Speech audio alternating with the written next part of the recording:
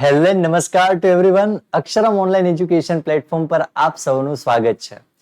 Students, આજે આપણે વિભાગ ઈ નું સૌથી છેલ્લું સેશન થવા જઈ રહ્યું છે અને સાથે સાથે ચેપ્ટર 1 જે માહિતી એકત્રીકરણ છે એનું પણ છેલ્લું સેશન છે.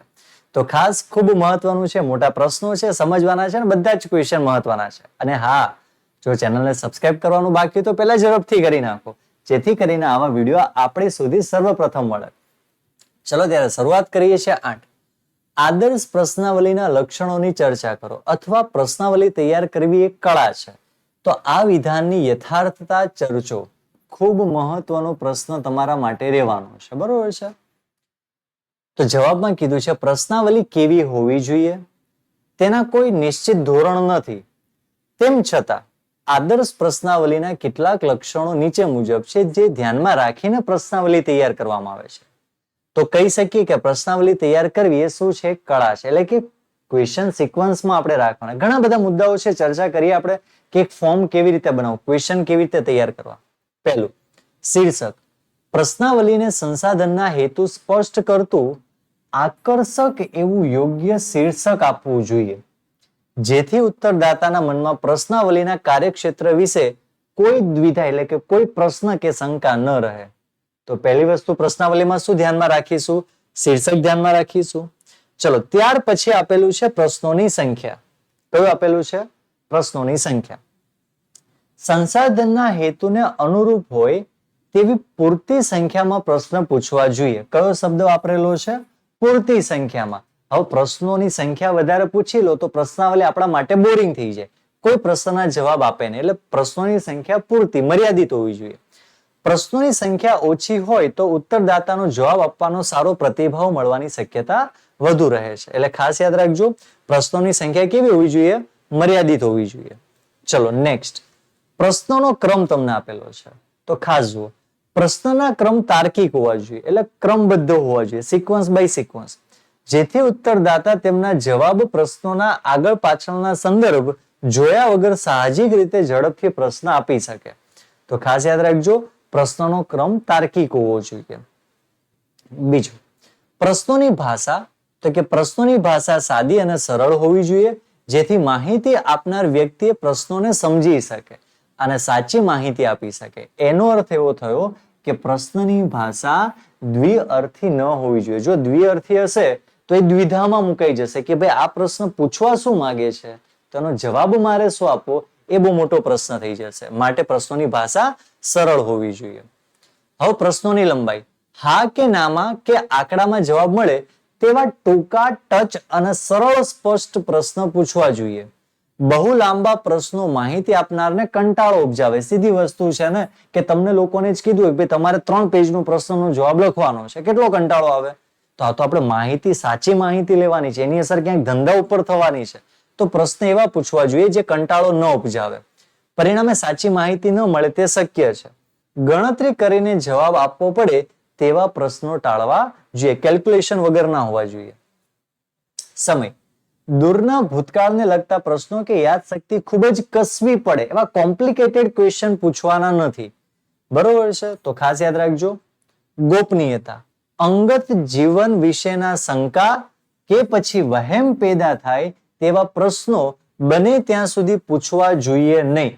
જો આવા પ્રશ્નો અનિવાર્ય હોય તો તે બહુ સાવચેતીપૂર્વક તૈયાર કરવા જોઈએ અને તેમના જવાબ ખાનગી રાખવામાં આવશે તેવી બાંહેધરી આપવામાં આવવી જોઈએ. જો આવું કરશો ને તો તમને એવા પ્રશ્નોનો જવાબ મળશે. અધરવાઇઝ કોઈ ઉત્તરદાતા તમને યોગ્ય જવાબ નહીં આપે. અજમાયશ.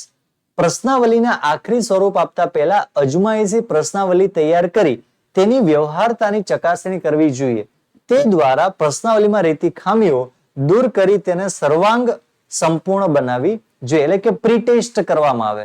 જ્યારે તમે ખરેખર ભરવા જાઓ છો એની પહેલા એકવાર તમે ચેક કરી લો કે બરોબર છે કે નહીં, તો એ છે અજમાયશ.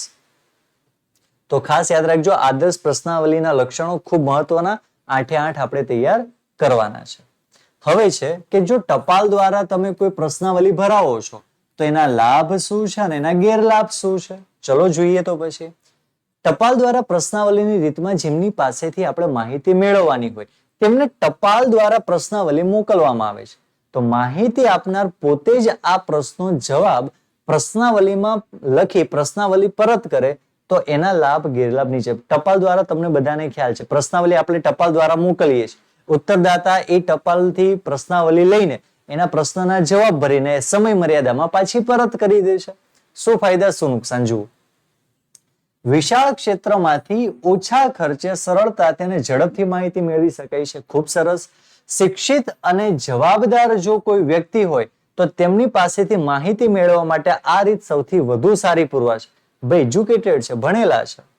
ઉત્તરદાતાનો સંપર્ક સાધવાનું મુશ્કેલ હોય એવી જગ્યાએ હોય જ્યાં ખાલી ટપાલ જ પહોંચતી હોય તો તેવા વિસ્તારમાં આગણક આ રીતનો ઉપયોગ માહિતી મેળવી શકે છે. તો ખાસ યાદ રાખજો, ઉત્તરદાતાનો સંપર્ક સાધવાનું મુશ્કેલ હોય એવા સમયમાં. જો લાભ કેટલા છે? 3 જ છે. ગેરલાભ ઘણા બધા છે આના. શું ગેરલાભ છે? પહેલું, અશિક્ષિત, નિરક્ષર કે સહકારી ભાવના ન ધરાવનાર વ્યક્તિ પાસેથી આવી માહિતી મેળવવા માટે આ રીત ઉપયોગી નથી. બીજું, કેટલીક પ્રશ્નાવલી પરત પણ થતી નથી. પહોંચાડી તો દઈએ પણ એ લોકો ભરીને પાછી મોકલતા જ નથી. તો પરત થયેલી કેટલીક પ્રશ્નાવલી જો મળે છે તો એ પણ કેવી હોય? અધૂરી હોય, કોરી હોય. તેથી માહિતી આપણને અપૂર્ણ જ મળી રહેતી હોય.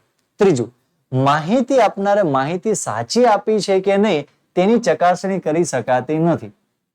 વડીલોને ભરવાની, વડીલો પાસે ટાઈમ ના હોય, છોકરાને કે ભાઈ તમે તમારી રીતે ભરી દો, તો ખબર કેમ પડશે માહિતી સાચી છે કે ખોટી? ત્યાર પછી લેખિત જવાબનો પુરાવા તરીકે દુરુપયોગ થવાના ડરથી ઉત્તરદાતા ક્યારેય માહિતી આપવાનું ટાળે છે, ક્યારેક સાચી માહિતી આપવાનું ટાળે છે, અથવા પ્રશ્નાવલી પરત કરવાના ઉદાસીનતા સેવે છે. સાચી માહિતી ના આપે, લોકોને થાય કે ક્યાંક મિસયુઝ થઈ ગયો તો બની શકે એવું. ઉત્તરદાતા ઉદાસીનતા અને આળસને કારણે પ્રશ્નાવલી ગેરવલ્લે જવાની શક્યતા રહે છે, તેમજ વિલંબથી માહિતી મળવાની શક્યતા રહે છે. ઘણા બધા આળસુના પીર હોય છે ને, મળી તો જાય પણ ભરતા જ નથી અને ન ભરે, પરિણામ એમનું પડી રહે, પછી એ માહિતી આપણી સુધી પહોંચે નહીં. પ્રશ્નોના જવાબ માટેની સૂચનાઓ કે તેના અર્થઘટનના અભાવે ઉત્તરદાતા સાચી માહિતી પૂરી ન પાડે તે પણ સંભવિત છે. બરાબર છે, વાત સાચી છે. એટલે ટોટલ 6 તમને આપેલા છે, 3 લાભ અને 6 ગેરલાભ. તો ચોક્કસપણે આ તૈયાર કરવાના છે. એટલીસ્ટ તમારે 4 ગેરલાભ તો આવડતા હોવા જોઈએ. ચલો નેક્સ્ટ. હવે જો તમે આગણકો દ્વારા પ્રશ્નાવલી ભરાવો છો તો એના શું લાભ અને શું ગેરલાભ, ચલો એની ચર્ચા આપણે કરીએ છીએ.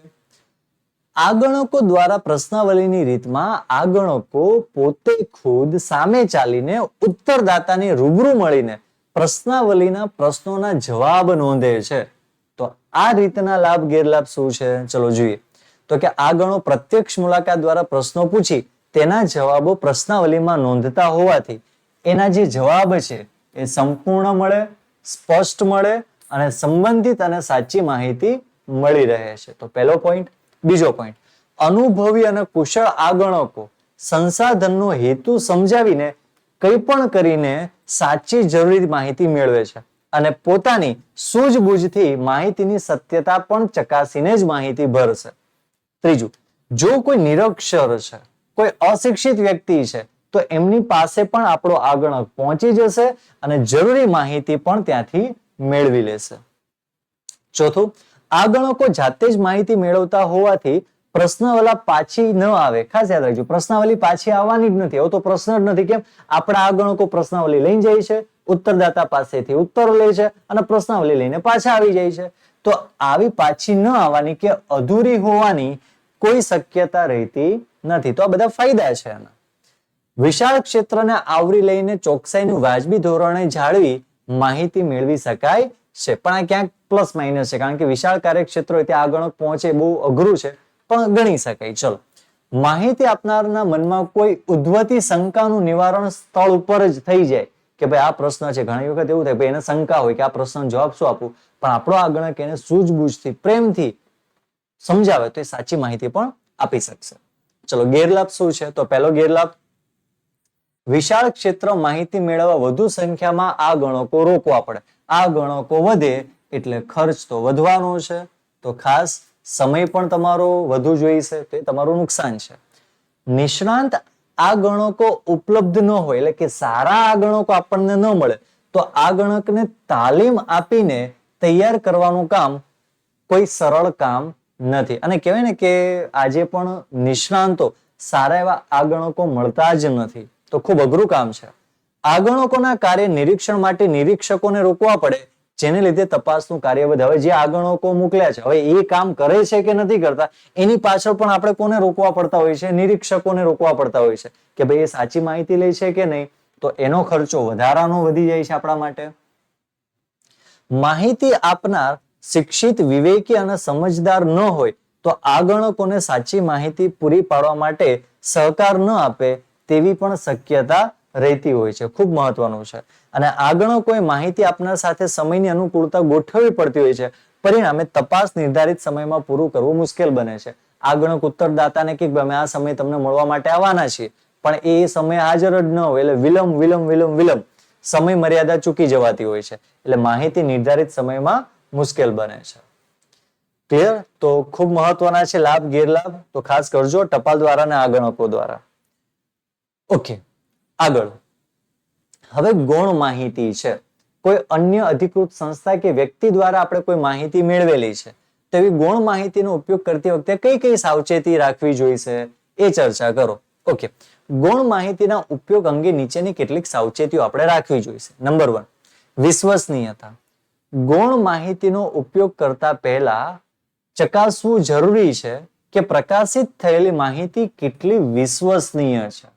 સરકારી કે અર્ધ સરકારી સંસ્થાના પ્રકાશનો વધુ વિશ્વસનીય હોય, જ્યારે ખાનગી સંસ્થાના પ્રકાશનો માહિતી પૂર્વગ્રહયુક્ત અને પક્ષપાતી હોઈ શકે છે. એટલે યાદ રાખો, ગવર્મેન્ટ ડેટા એક્યુરેટ હોય તો એવા ડેટાનો જ આપણે ઉપયોગ કરીએ, નહીં કે પ્રાઇવેટ સેક્ટરના. હેતુનું કાર્યક્ષેત્ર.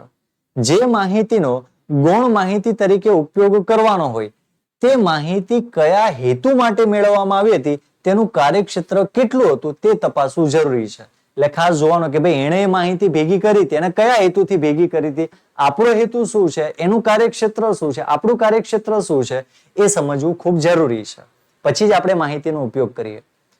માહિતી મેળવવાની પદ્ધતિ.